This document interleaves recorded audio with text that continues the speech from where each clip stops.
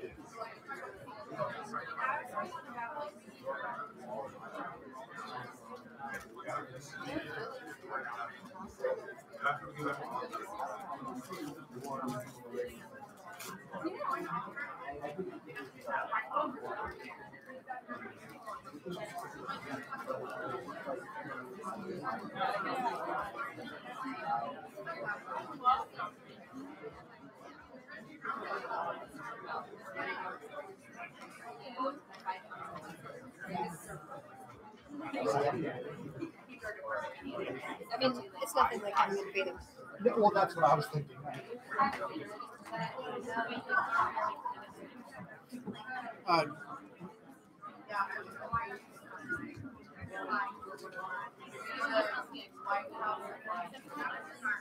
Just want to let people know the next session starts at 2:45. 2:45, I think, if we look at the back of the book.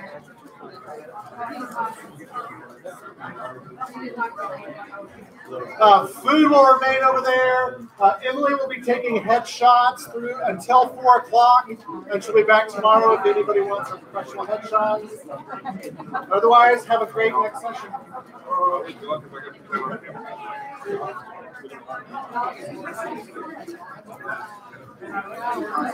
Hey, Michael.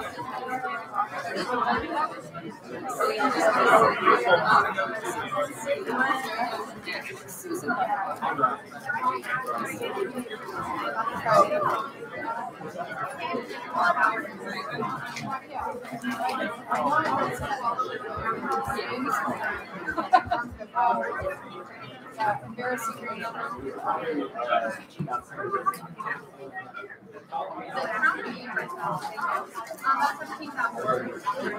Yes, I have to.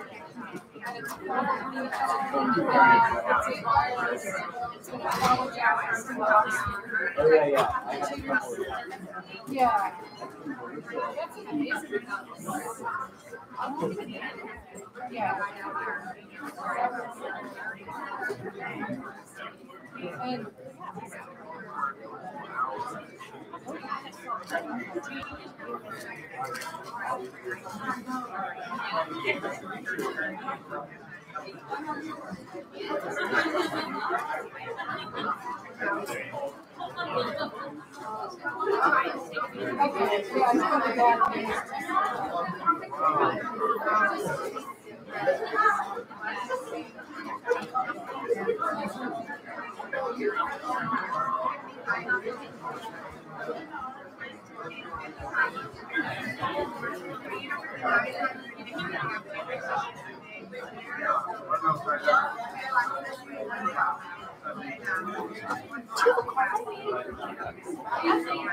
oh yeah, Yeah, it was just to chat with you.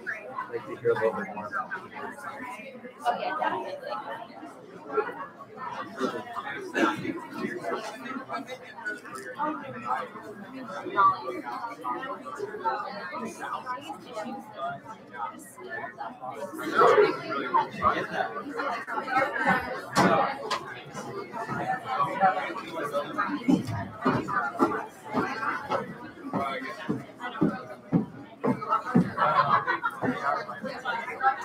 I'm the only one with a PowerPoint on the panel, so. Okay. Not that I'm a good person to actually get this to work. Well, honestly, right now, all I need to do is pull it up on my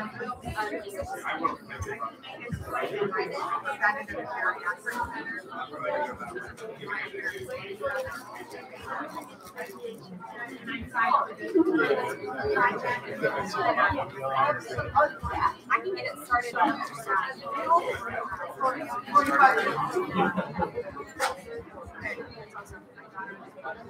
We might just have an hour. It's harder. Yeah, because I don't know.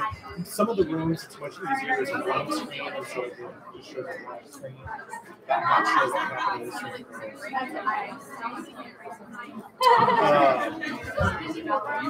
And we're live streaming this, you know, is that okay? It's still unusable.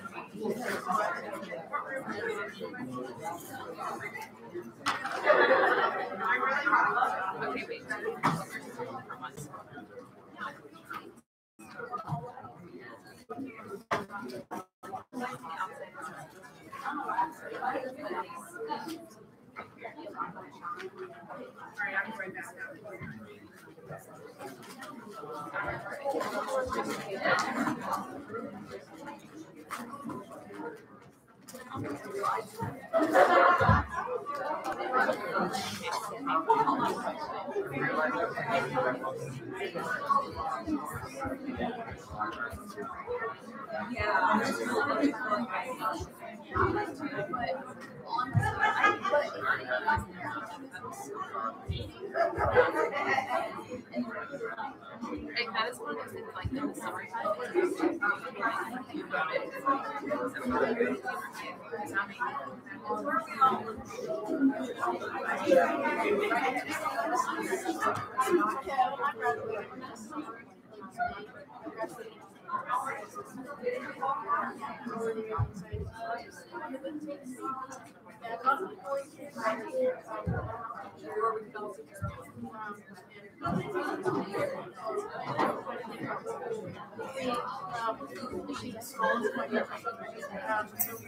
so she's gonna go first.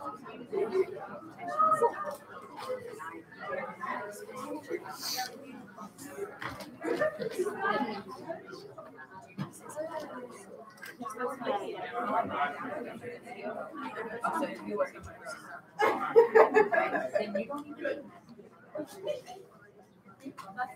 just didn't know if we were running it. I think there was just some confusion because in the submission.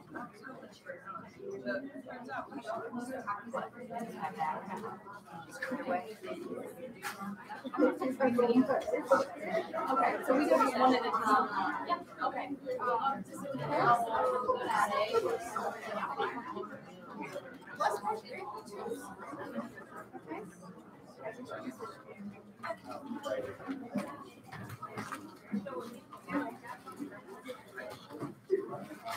Hi everyone. We're going to get started with our first session in Madison Union. So thank you for coming. We are going to get started with the first one. It is about Communication Center research and progress. So communication centers must position themselves as relevant, incredible, and impactful on their college. To envision, create, and operate an effective center, we must build upon the foundation research of the discipline, explore ways to enhance center interactions and operations. This paper panel addresses different research topics and approaches as related to communication centers. So we're going to have our first speaker, Rebecca Ray. If everyone would give her a warm welcome. She's going to be presenting on analysis of Speaking Center alumni. Thank you. All right. Hi, everybody. Hope everyone's doing well and has enjoyed the snacks and being able to mingle for a little bit because I did. All right. So as you can see, my name's Rebecca. I am from UNCG. I am a managing consultant. And I'm going to be talking about my research on alumni who continued in the field of communication in some form, more specifically teaching. So we'll go through some different things, and then if you have any questions, please feel free to ask me. All right, so first I would like, if you don't mind, interacting with me on this one. So I want you to finish this sentence. We're all from Speaking Centers, and we have had a lot of inspiration already about what we think speaking can do, but I want to hear from individuals. So what would you say? There's no rules or limitations to what you can say. If you were to finish this sentence, what would it be? Anybody? Make it different. Make a difference. Anybody else? Empower people. Empower. Unite diversity. Awesome. Inspire. Yes. Educate. Create. Anything different? I'm sure a lot of are overlapping. Be challenging. Challenging. Be challenging. Awesome. All right, so these are great. And honestly, with my research, a lot of these ideas are overlapping. But ironically, when I asked participants about this, because this was the first part of my research that I kind of looked into, just a creative element to not limit people. Because another thing that I think is that speaking can do is it doesn't box people in. It actually creates an opportunity for us to communicate in a lot of different ways and interact with one another. So a lot of overlap with what some of my interviewees said as well. So this is my actual research question that has been, many of you who have done any type of research know that it often gets tweaked a little bit. Once you get to that stage of doing interviews and talking with people, you might realize that it gets geared in a little different direction, and that's not necessarily a bad thing. So my question is, what are the most effective teaching strategies that Speaking Center alumni apply in their classrooms? Because I talked with people who are either teachers, lecturers, or TAs. So in some fashion, they're teaching in front of communication students, all right? So first of all, I want to let you know a little bit about my personal inspiration to do this research. First of all, I love my job at the Speaking Center, and I wanted to dig a little deeper. So that was the first one. But mostly I picked this photo because it's pretty simple, and I think a lot of us might agree with this. I think conversations connect people. And I think that to learn more, we just sometimes need to simply talk. I will be honest that for me in the beginning, research sounded like really scary, and I was thinking like scientific. I was like, I don't know that I'm cut out for that. And this kind of opened my eyes that I am cut out for research. I just have to find the topic that interests me, right? And so I hope that a lot of you by the end of this realize that you can find a need within your center or within one of the communities you're involved in and learn about it just through conversation itself. So that was my inspiration. And why is this relevant research? So for a number of reasons, and these might overlap with some of the other people in the panel, but first of all, quality assurance. by doing this type of research, I'm learning specific techniques and tools that people who are teaching and have gone through grad school and things like that are focusing on right now. So I'm able to see what is working for us and what is not, and maybe share that information. Even though I'll be graduating, I can share that information and we can continue to grow and have even better quality, because growth sometimes, a lot of times, requires change. Opportunity for growth, kind of already hit on that one. And then also there's very little existing research about communication centers in general, but especially alum. So people who have, because a lot of you are talking about, you're really new, like we're baby communication centers, or we haven't been around that long. So we're experiencing those growing pains, but we haven't always gone back to the original people, whether they're still there or they're not, learning what is this experience helping you in your classrooms, out in the community. There's a lot of different ways you can look at it.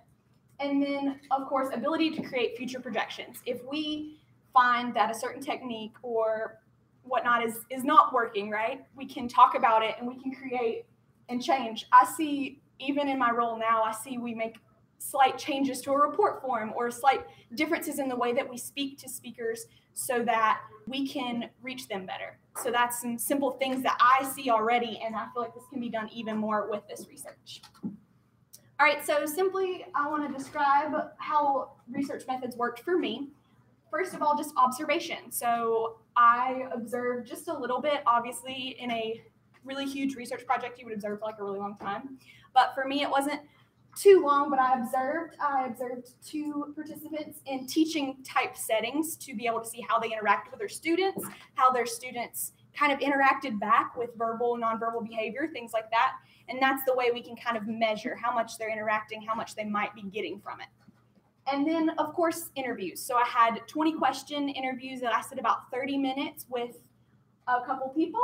And then I went into the coding stage, which I didn't know what coding was, to be honest, until I was in this course where I was able to learn about it.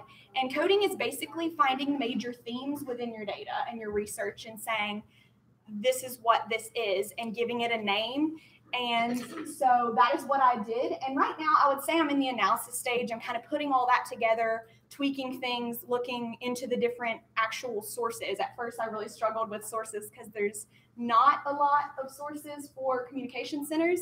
But I tweaked my research in the sense that I'm going to be looking at how just traditional teaching methods, so anyone who's teaching communication versus those who are teaching communication and have also been in a speaking center. How is that different?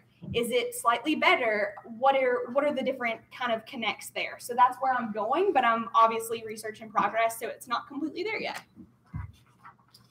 All right. So now we're going to talk about some outcomes. And by outcomes, this is more so my coding that I was discussing.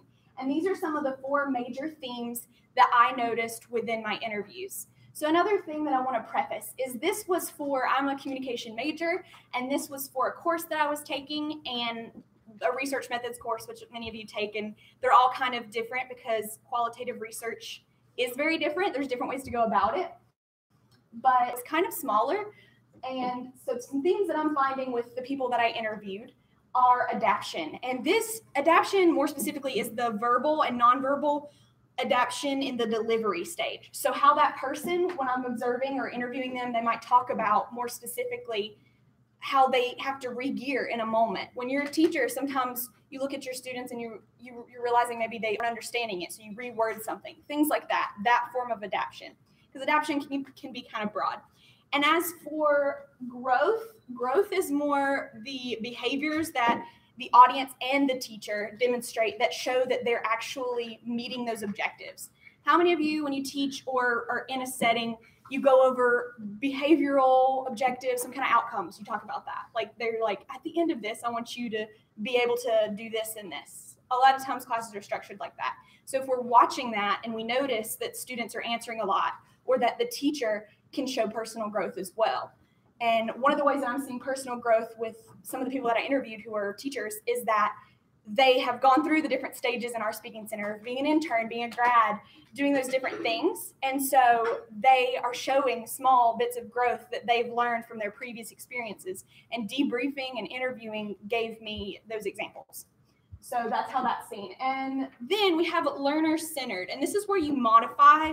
They would modify the actual content to meet the speaker's needs. Sometimes you go in thinking, this is what I'm going to talk about. You've got your packet ready, your PowerPoint, but you're noticing that for whatever reason, it's not always your fault, that the speakers might need something different. They might not be connecting with it, or the project might be different. The teacher might have said, this is what we're doing, and it's been changed.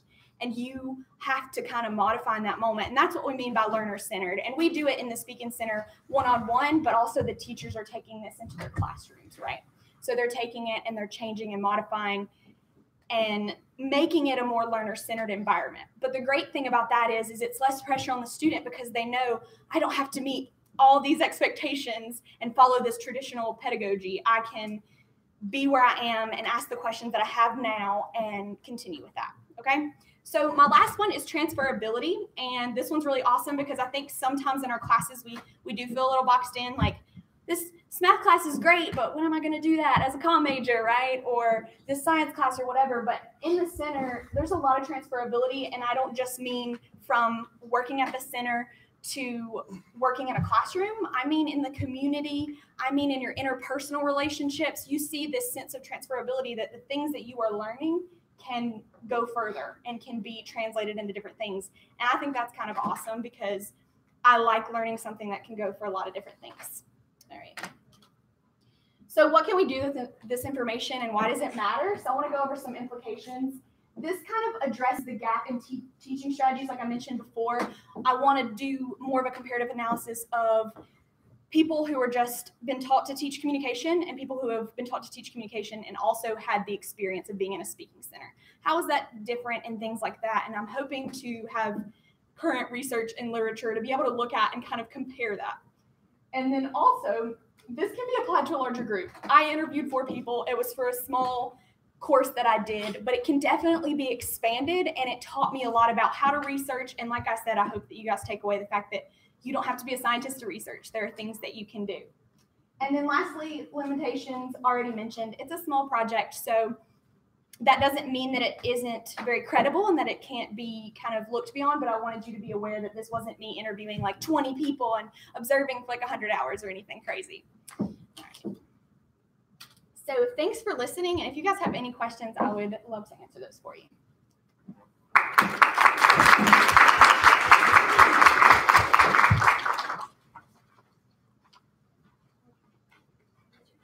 Not everybody at once. Thank you. Yes, that'd be great. Okay. You can show me and then I'll log out of my stuff.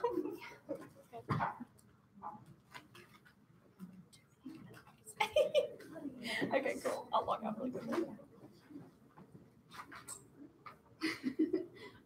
It decided to go into the ceiling. I have a question. Yeah.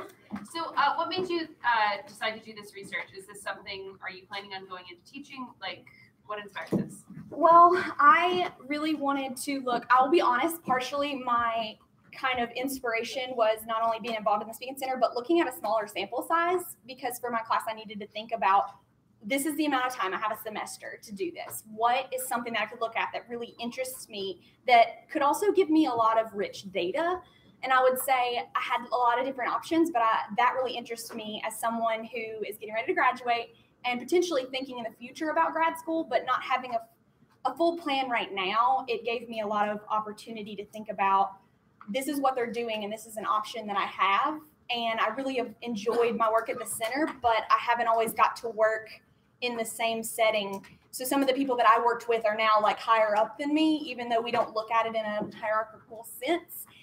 They're higher up than me. So it's cool to have that one-on-one with them and learn from that experience. So that's kind of where I'm at with it now. But I'm really glad I did it, and I'm glad it kind of got re-geared towards teaching, because I learned a lot about the options. Anybody else? Yes? What is the most important aspect of gaining research and, I guess, wanting to present to people, something that you're passionate about? What is the most important thing that you can give to people who want to do research as well? So one of the things that I would say is think about where your interests are, and think about, one of the things that my teacher for this course taught me that I think was really, really, really helpful was that, one, research isn't always what you think it is, and two, how many of you think that whenever you do research, you can't be involved in that group you're researching? You have to be kind of like an outsider. Because that's honestly what I thought. I thought you can't, that skews the data if you're involved in that group. That's not true. Being involved in that group does give you an insight, but when you're writing a paper or you're putting together a presentation, you notice your bias and you say, I am a member of this community, I am a part of this, but you also note that as long as you're noting that, it doesn't skew your data, right?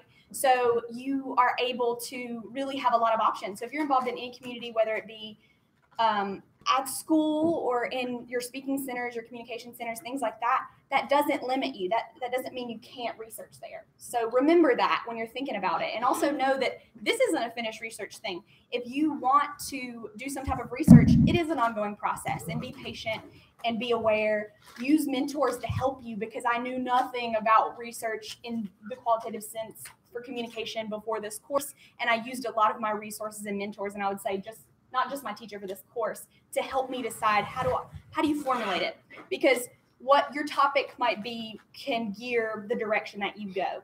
It can change. Not everybody does it just like I did, so you can do it different ways. Thanks. All right, thank you.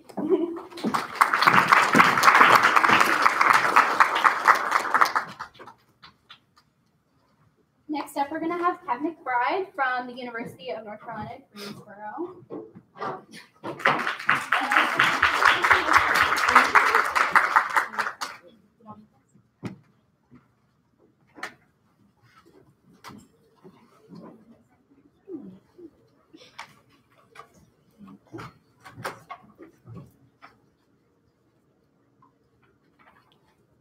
Now that I'm not being blinded by the light, hello. So my name is Kev, and I'm a senior. Thank the Lord, I'm graduating in another week. So I'm a managing consultant at the Speaking Center, of course, at Greensboro. And pretty much my research topic is going to be diversity within the Speaking Center, what it means to have to have every voice heard on the staff. So one thing that I love about my Speaking Center is that there's so many different people there, whether it's race-wise, whether it's also just personality-wise. But one thing that I love is that we're all different, but we know how to click, we know how to mesh to get the job done. So a lot of times what I find very interesting is how by us being diverse and having those different personalities, different people that we see coming to our Speaking Center for help, there's always someone there that can help them, because they're different, we're different. And that's what, of course, what I love about my center. So pretty much that led me into my research paper, and my main focal point is why aren't there a lot of minorities, mainly African Americans and Hispanics, working within communication centers? So of course, not to be too broad with it, I focus more on UNCG. And what I'm going to do is conduct a survey to pass out to all the staff members so they can kind of fill it out. So it's going to be kind of a general survey, mainly starting off with what is your ethnicity. Then it's going to go as to, well, what do you consider yourself as? Because a lot of times when we see those different like tests and stuff, it has you're either this or you're that, but you're never in between. So with my survey, if you are in between, you can state that you are in between. From there, what I'm going to do is kind of go from those kind of basic level questions to more kind of medium in-depth questions. And that's just mainly, so how do you feel by being your ethnicity within the center? Do you feel as if you are an outsider? If so, why? Or do you feel included? If so, also why? So mainly what I want to do is just kind of figure out what is something that UNCG has, because when I looked at the demographics, a lot of times there are a lot of minorities there at our school. However, when you go to the registrar's office or financial aid, you don't see minorities there. You don't. But they're there. We see them all the time, bumping into them, of course, but they're not there where we need them like at our Speaking Center. Even at a lot of the other, like I said, spots that are on campus, they're not there. But at the Speaking Center, you're going to get what you're going to get. So pretty much from there, I want to see, by me doing my research and getting the feedback from the surveys, it's kind of see, is there a link? Is there an underlying link that either we're missing or that we kind of know is there, but now it just shows, hey, yes, this is what's going on. And so once I get the results back from the survey, I want to conduct a focus group, and mainly the whole purpose of the focus group, because with the survey, you're going to be brief in general, but I'm nosy. I want to get down to the nitty gritty. So tell me, how do you really feel? And that's what I love about, can't even say the Speaking Center, my family, because we can talk about any and everything and no one feels no type of way. There's so many times we talk about race, we talk about gender, and there's no outlier. Everyone is just comfortable. And it's really like a big family setting away from your family. And as college students, we all need that. We need someone we can go to lean on. So with my research, of course, like I'm going back to it, I just want, by our different speakers and stuff that do come into our center, we, of course, in every conversation, we want them to know that we're here for you, regardless of whether it's for a presentation or if you just need someone to talk to, we're still here to help. And that's why we do a lot of the international and interlink stuff, which is, of course, still dealing with minorities. So I kind of, once I get my information from UNCG, kind of look at other schools and other speaking centers to see what is going on there. But, of course, starting out, can't be too broad. So that's kind of what I'm doing right now. Plus, did I say I'm graduating? Just want to throw that back. Yeah, simple and quick. Any questions? Yes. So once you get your data and all these surveys and back, do you have any plan of attack or any proposed ideas at this point, like preconceived that you might want to go with? Or yes, I feel like I think this is kind of my theory. I have a hypothesis of what's going on. But once I get everyone in that focus group, that's what I'm going to see kind of is what was said on the focus group matching what's in the surveys. And ultimately, does that match what my hypothesis is? And if so, of course, in my research, I'm going to discuss that, initially this is what I thought. And all of the information that I gathered supports that. However, if there is an outlier or something that, is complete, because of course I'm going to look to make sure nothing is skewed, but if it's something different, then that's kind of going to make me dig even more as to why was my hypothesis wrong? Because I hate being proven wrong. So why was it wrong? And then kind of look deeper into more as that result. Yeah. Yeah, what is the premise? What do you think this caused? Why do we improve? I think my big hypothesis is that us as staff, we go through the who gets hired, who does not get hired. So when we go through different consultations, if we have that one kid who's like, dang, this person could definitely be a part of our team, we don't look at their color or we don't look at nothing like that. We say, if we think that you're capable of, we bring you back. So I really think it's because in our speaking center, we don't have any hierarchies. Even though we have our coordinators, we still look at them as they're on the same level as us.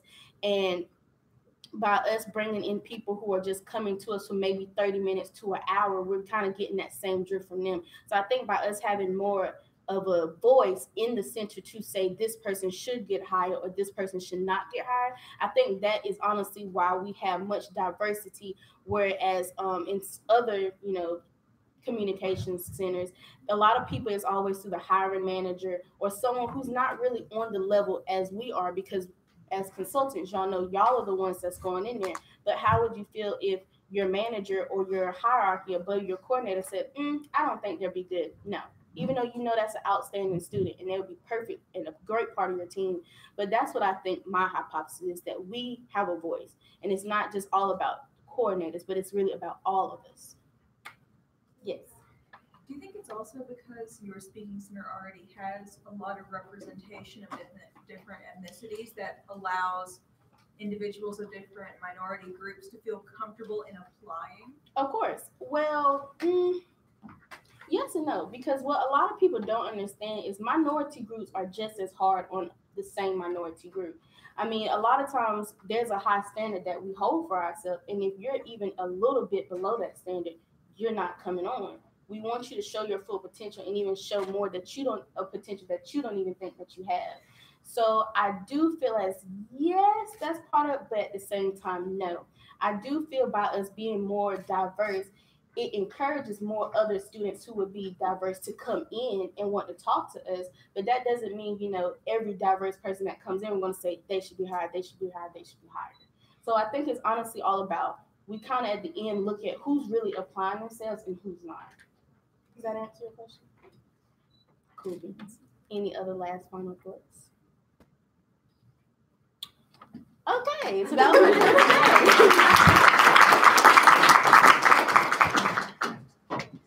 Up next, we're going to have Karen Boger from the University of Mississippi. She's going to talk to us about how non-US based collegiate communication centers approach work with multilingual speakers. So if you can give her a warm welcome for me.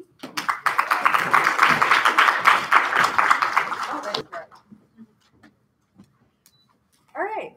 So how many of you are fluent in another language other than English? Great. How many of you used to be, like in high school or college, in one class, or maybe you studied abroad and you were able to, learn it a little bit? Yep, that's a lot of you. That's a lot of you. So why do you think you sort of fell out of favor with that language or fell out of love with it? Does anybody have any go?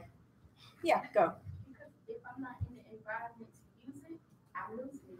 It's gone. All right. Does anybody else have anything else to say about that? Yes. I did it because it was a requirement in high school decades ago. So I did my requirement and moved on. Yeah.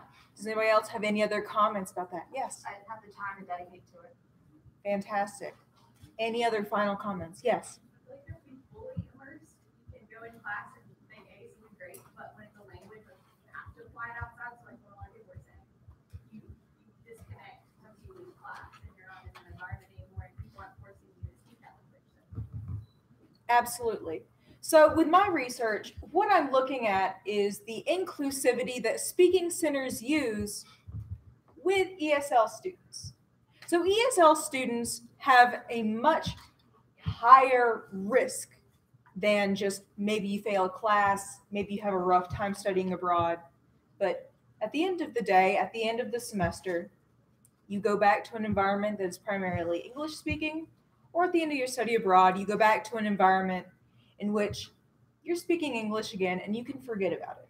For ESL students, this is the make or break it sort of phase of their lives. For a lot of them, the stakes are really high, as I've said.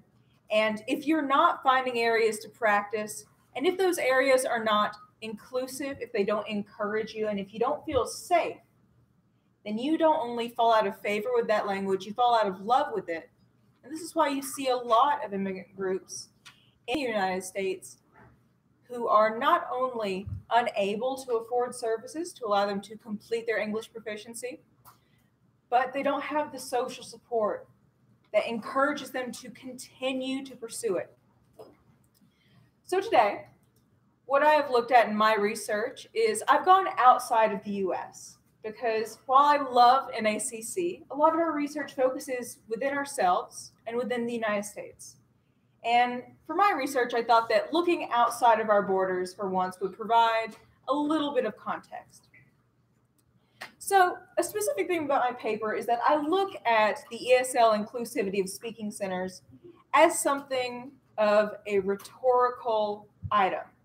So rhetoric in of itself is the persuasive implications of language, symbols, knowledge, presentation, and organization.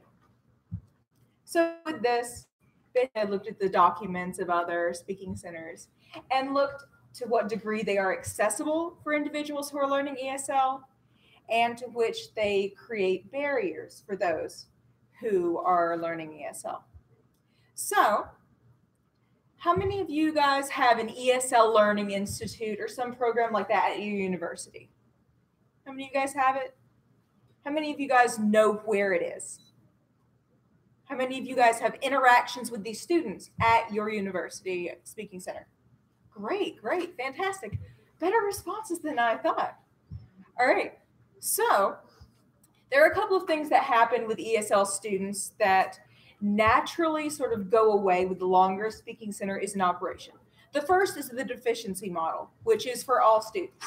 The deficiency model of tutoring is one that you see in a lot of formal, especially for-profit tutoring institutions. The deficiency model looks at the student as having to reach a certain degree of proficiency in order to, say, no longer need tutoring anymore or be proficient enough in whatever subject to pass or get to their satisfactory level. Speaking centers inherently move away from this because of our peer-to-peer or near-peer environments. This inherently lowers this risk value and allows for our consultants to be able to relate to the students more and create a more comfortable environment. The other thing that a lot of tutoring institutions use is this segregation of resources, which in speaking centers can also be seen as the segregation of tutors. So here's where I'll get into looking at the different types of speaking centers that commonly occur. So the first is the Learning Commons, which are how a lot of speaking centers start out. Learning Commons is the jack of all trades tutoring institution. So it's where you can also get math tutoring, science tutoring, specific tutoring. How many of you guys run off the Learning Commons model? So you're partnered with other institutions that also tutor in other subjects, or are you all independent? All of you are independent? That's great. So the independent model is the specificity model. This is where all of your tutors are trained generally in most aspects of public speaking. So there are a lot of different things about being an ESL student that makes coming to a speaking center difficult.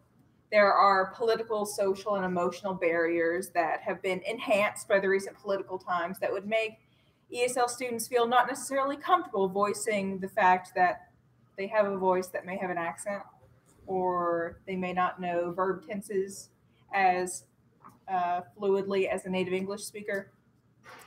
So a couple of things that happen with ESL students is that the low stakes practice environment of speaking centers ideally helps them overcome these natural language barriers. Through continual practice, especially with native English speakers, what happens is you become better. Surprisingly, practice makes better. Not perfect, it'll never make perfect. So another thing that English learners do through our consultations is they learn cultural norms. So just with having interactions with another individual, you learn the cultural norms of verbal and nonverbal behaviors, which often don't come across through, Duolingo and other things like that. That will make it very difficult for you when you're studying abroad in Italy and all you've done is take online courses for that. So another thing is that ESL students often have difficulty in finding a natural environment to practice in. There's always some sort of stake in it for them, especially in the terms of the for-profit models. So with speaking centers, we're essentially a neutral or positive risk for them.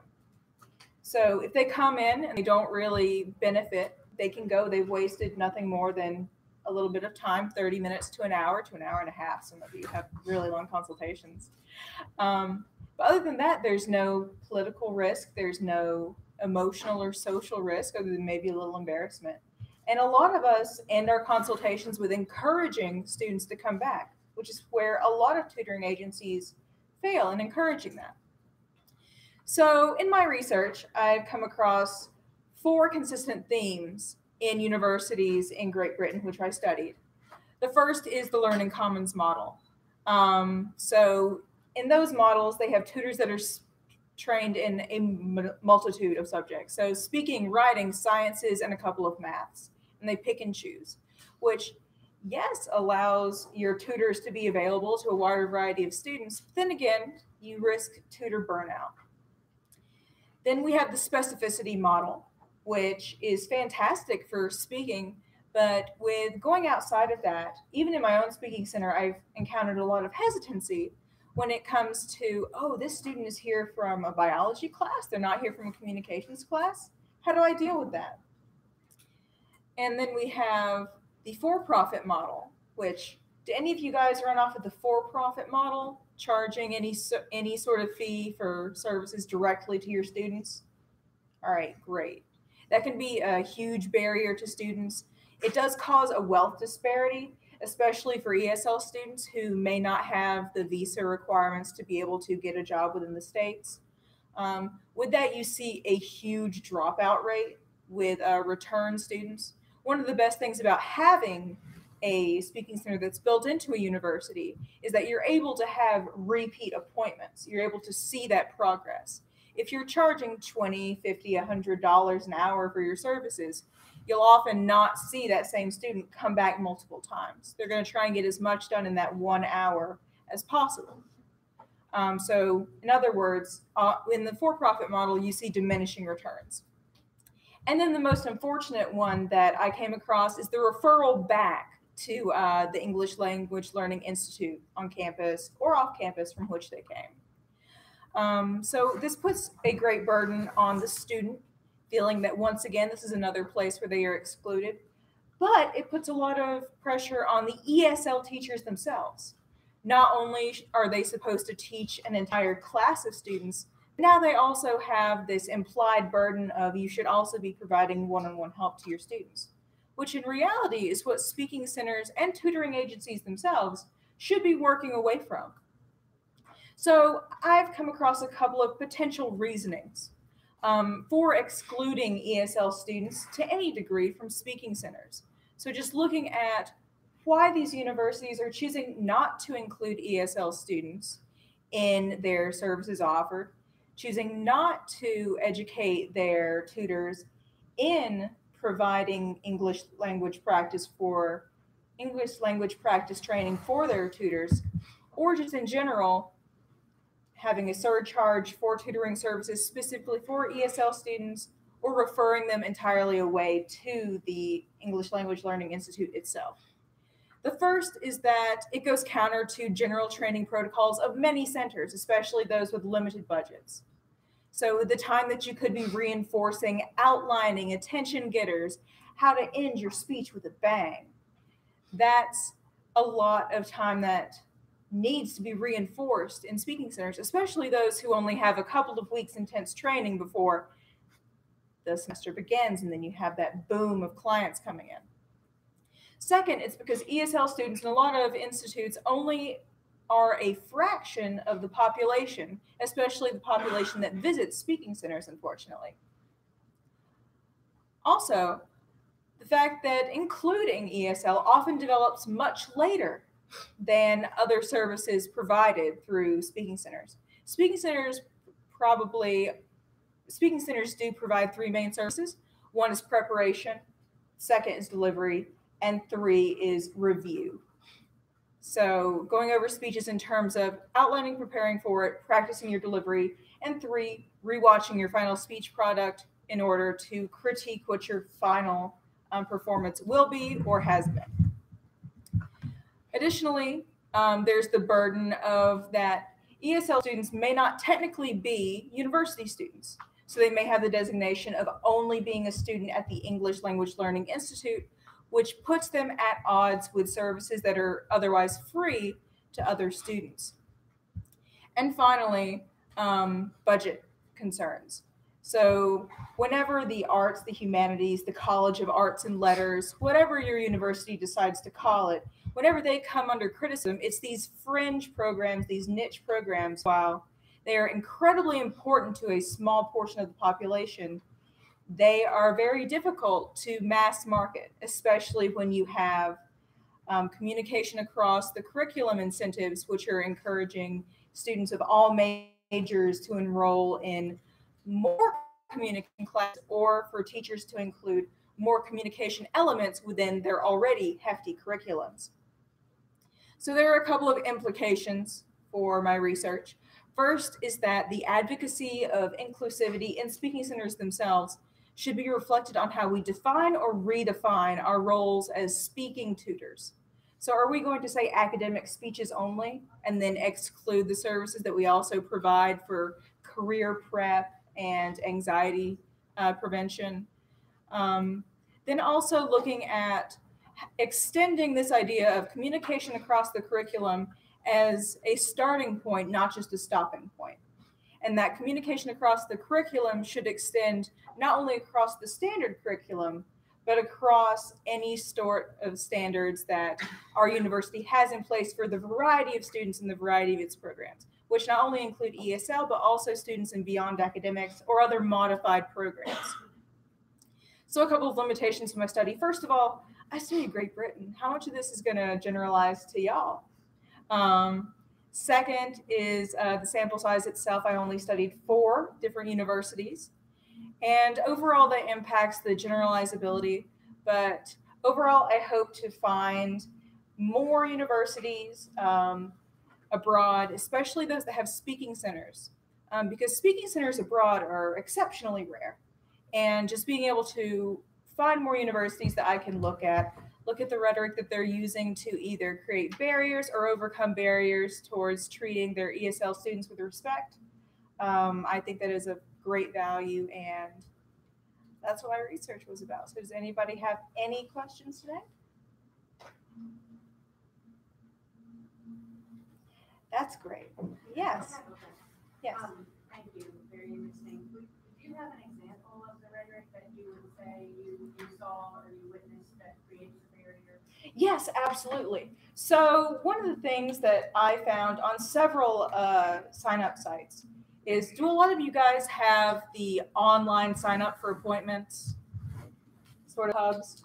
For many of those that I found, especially on the smaller tabs, there were tabs reserved specifically for ESL students, but on every other tab, it said, if you would like this service, you can only use these tutors. And then you would have to go over to the ESL tab and find those tutors. So just having that asterisk next to, do you want to sign up for appointments? Asterisk, click here. But then you have to look down for that asterisk and see that if you're an ESL student, you can't just click here. You have a different process. So what does that mean that ESL tutors are not included in the general sign-up? So that implication, I think, was important. Anybody else?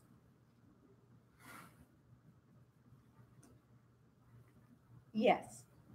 Karen, I think you said this a little bit, but why did you get particularly interested in looking at this population? My first publication was about ESL students. I think that ESL students in general are an often overlooked and marginalized population of colleges.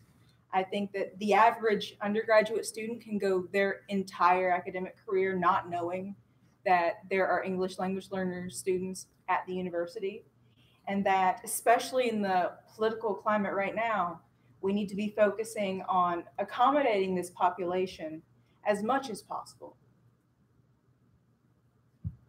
Any other questions? All right.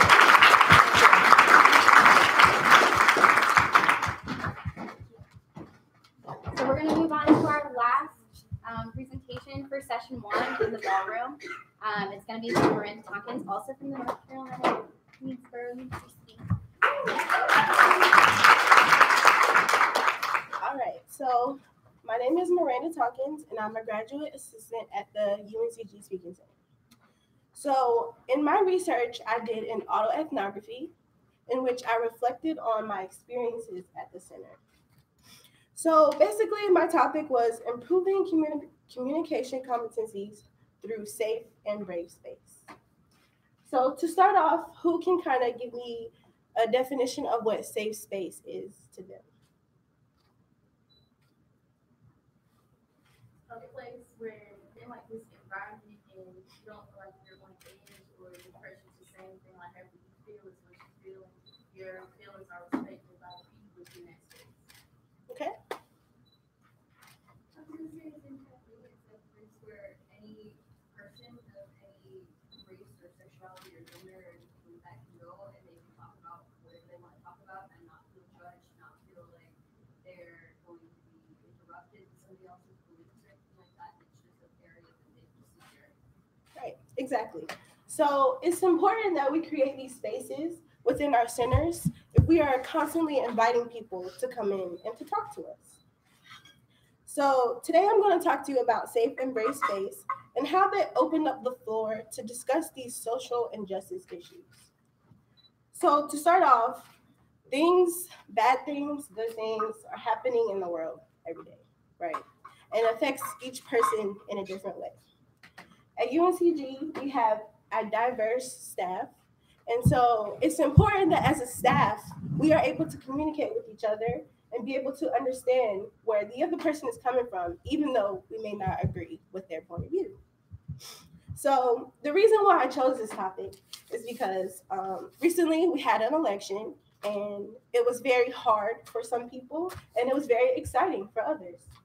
And so we had a conversation about this election, and it started off positive environment, safe space, and throughout the conversation, the tone changed. So it became less of a safe space. And so as I was thinking back on this, it made me reflect to see, like, why did this switch happen? How did we move from a safe space to a potentially harmful space for some people? So the election happened, and I remember that next day at work, it was a catastrophe. Some people were really, really distraught about what happened. And so our directors immediately saw that this was a conversation that needed to be had. So we got together in a room, and they introduced the topic, and it took off. So one side of the argument was saying their piece, and they were trying to invite the other side of the argument to express the way they were feeling as well. But instead of openly inviting them to speak, it got a little attack. So the other side started to feel attacked with the questions, even though the wording of the question was, we want to know why. Why do you feel the way that you feel? Why did you choose the side that you chose?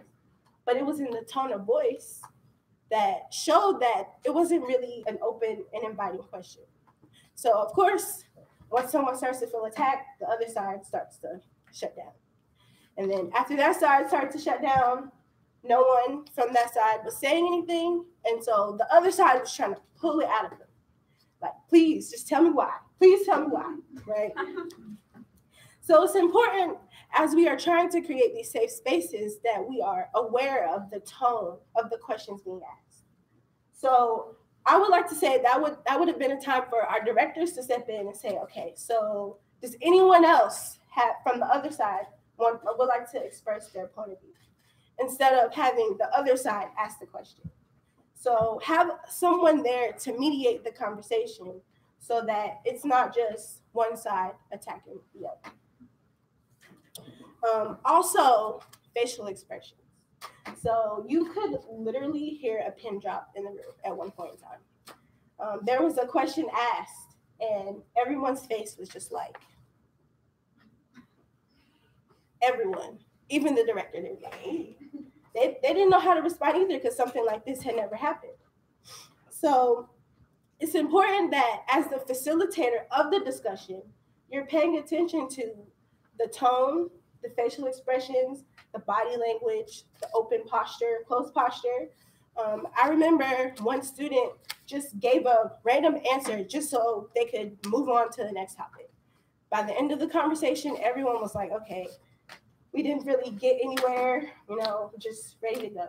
And that's not the environment that you want to create after trying to have such an open discussion. So now I'm going to talk about safe space versus brave space. So in my research, I've learned that the term safe space has now been updated to the term brave space, because it's not enough to just say that a space is safe, because as a facilitator, how can you guarantee that that space is going to be safe for everyone, right? There really is no guarantee when having these difficult conversations.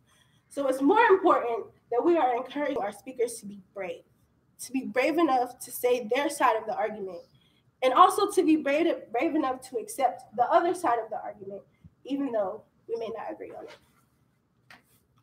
So through my research, I've learned that it's definitely important that we have these conversations, especially starting with our staff, because as a staff, we create the foundation of the whole center itself.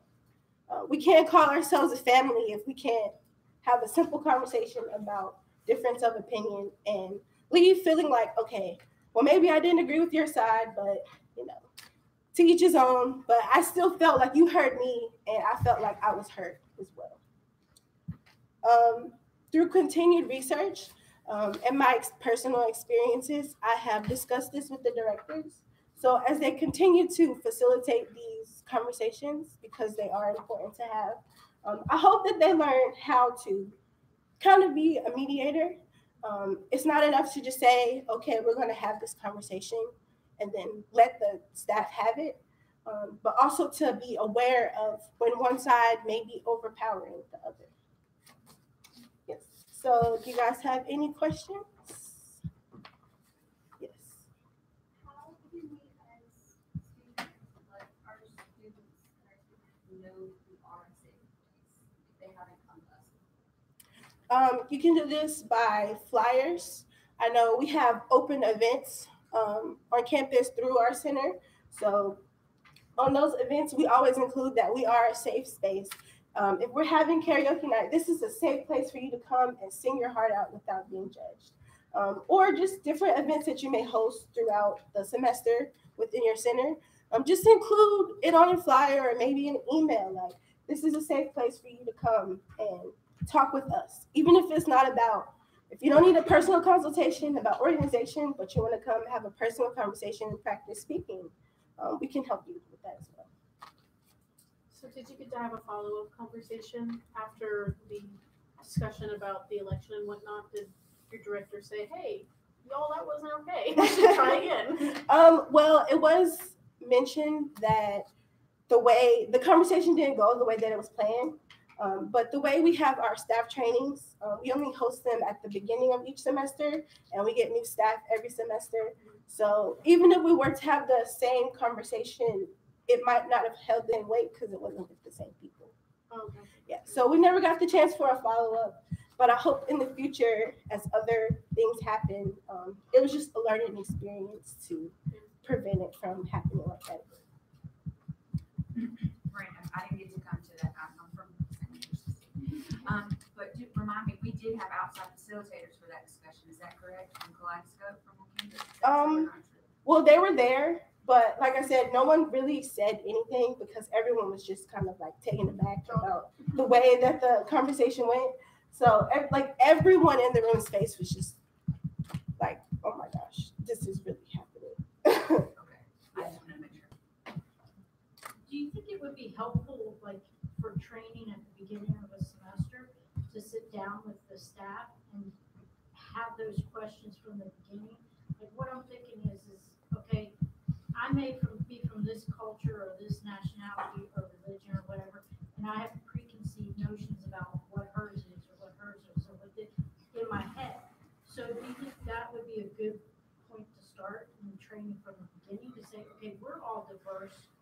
Like maybe what are your preconceived notions, and let's ask these questions up front so that we understand each other better. Definitely. From the beginning. Definitely. So I know in one of our trainings, we played a game like, where are you from? And so we had everyone's face, and then we had all these post boards, and you had to go match the person's board with the place that where they're from. And so you could do like an activity or a game to help start the conversation.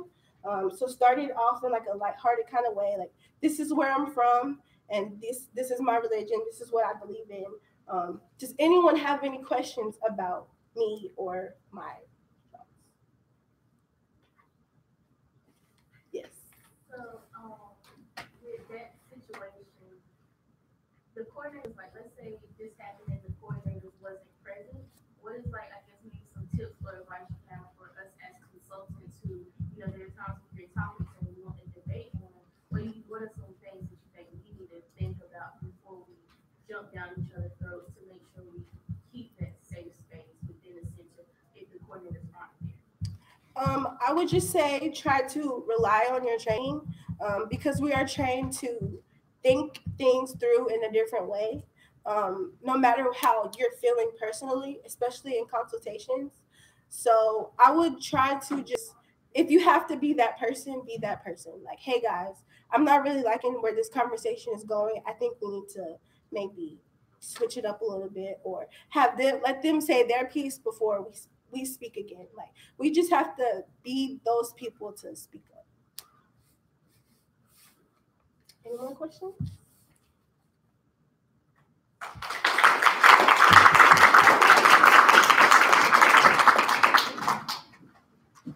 If I could just get one more round of applause for all of our great presenters.